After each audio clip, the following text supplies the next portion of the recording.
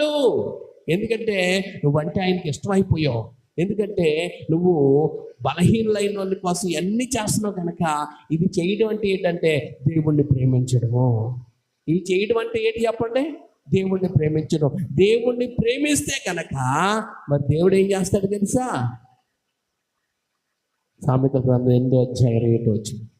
సామెతల గ్రంథం 8:21 నువ్వు ఇవన్నీ చేస్తున్నావంటే ఇవి నీతిమంతుడిగా మార్చబడి చేస్తున్నావు గనక, వీటి వల్ల నీకు నీతి వచ్చింది గనక, నువ్వు దేవుడిని ప్రేమిస్తున్నావు గనక దేవుడు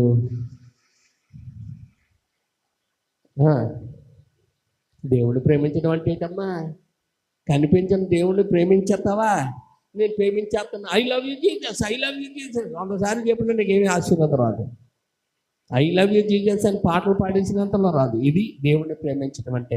ఈ 5 పనులు నువ్వు చేయగలుగుతున్నావు అంటే నువ్వు నీతిమంతురాలువు, నువ్వు దేవుణ్ణి ప్రేమిస్తున్నావు కనుక ఖచ్చితంగా దేవుడు తన ధన నిధులను నీ ప్రతి అవసరత తీర్చడానికి జరుగుతాడు. అది ఆరోగ్యపరమైన, ఆర్థికపరమైన, మరి ఏ పరమైన విషయాల్లో అయినా నీకేం జరుగుతాడంటే తన ధన నిధులు అక్కడ ఉందా లేదా? ఏమనుంది? అదిగో నిధులు. మీ నిధులు ఖాళీగా ఉన్నాయి.